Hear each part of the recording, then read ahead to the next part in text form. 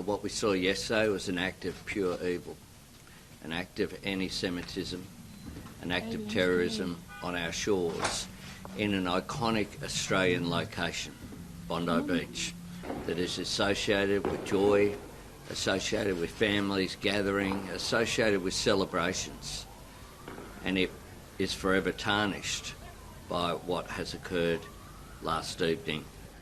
The offenders are a 50-year-old and 24-year-old male who are father and son. The 50-year-old is deceased. The 24-year-old is currently in hospital at the moment. Australia's most popular Bondi Beach is now the scene of its deadliest shooting in almost 30 years, in a country known for tough gun control laws. Oh my God! Police have confirmed the gunmen were a father and son, a 50-year-old man and his 24-year-old son. The older man is dead, the younger one is in hospital under police guard. This attack comes amid a year of rising anti-Semitic incidents across Australia, though authorities say there is no confirmed link so far. Investigators have revealed that the 50-year-old was a licensed gun owner. He held 6 registered firearms, all of which were recovered from the crime scene. It's very sad duty this morning to report that 16 people have been confirmed as being killed, 15 innocent people and 1 perpetrator. There are 42 people in New South Wales hospitals overnight, and the victims' age ranges are from as young as 10 to 87. A devastating fact.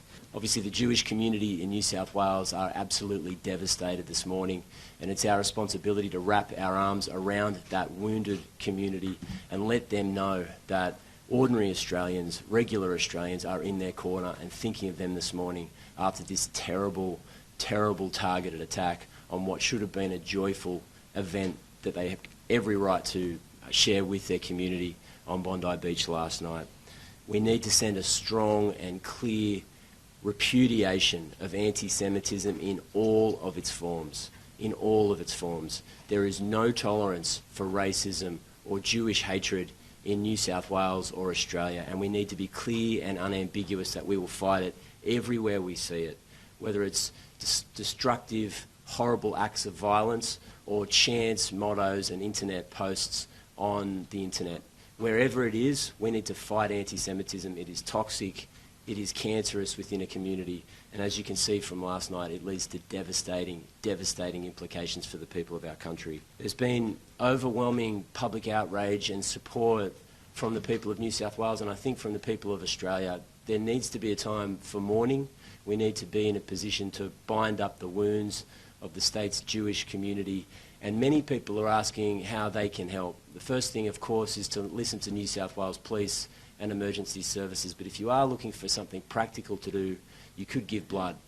We saw extraordinary scenes from New South Wales public hospitals last night. Emergency departments, at the drop of a hat, were in the process of saving scores of lives. They did an incredible job, but they need your help.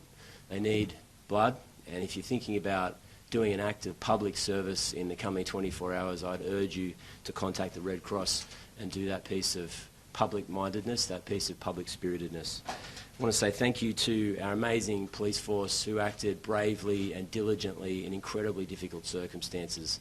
Thank you to the paramedics who, in some cases under fire, transported the injured to New South Wales hospitals, to the doctors and nurses in our public hospitals, and lastly, thank you to innocent bystanders and civilians who stood up, risked their own lives to save other people's lives. This is a terrible, wanton act of destructive violence, but there are still amazing people that we have in Australia, and they showed their true colours last night. Last night I announced that I had determined that it was a terrorist activity and made a declaration as such as 9:36 p.m. As a result of that declaration, we commenced Operation ARQUS, A-R-Q-U-E-S, which is a joint counter-terrorism operation.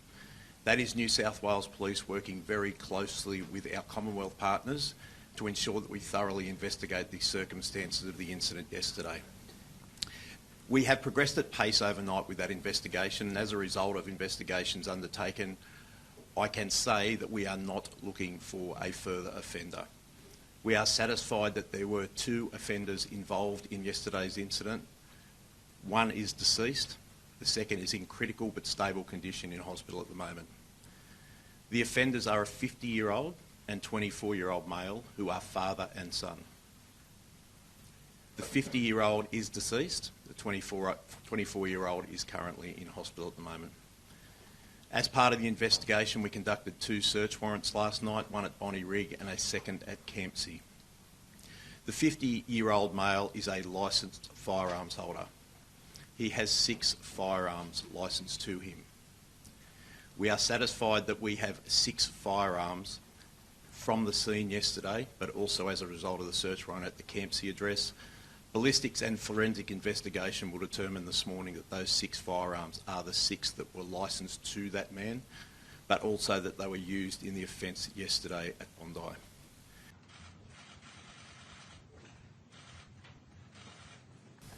What we saw yesterday was an act of pure evil, an act of anti-Semitism, an act of terrorism on our shores in an iconic Australian location, Bondi Beach, that is associated with joy, associated with families gathering, associated with celebrations, and it is forever tarnished by what has occurred last evening.